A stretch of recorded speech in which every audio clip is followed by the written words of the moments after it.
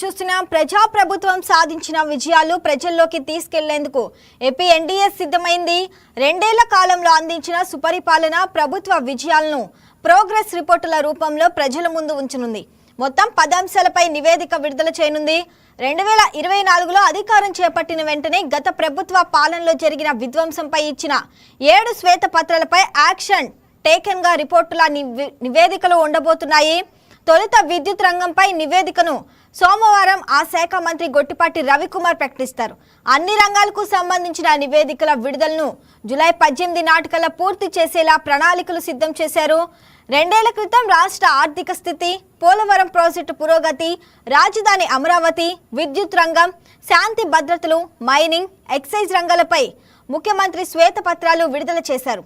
Finance, development, welfare, governance ఈ 4 అంశాలకు సంబంధించిన ప్రోగ్రెస్ రిపోర్టును ముఖ్యమంత్రి విడుదల చేస్తారు.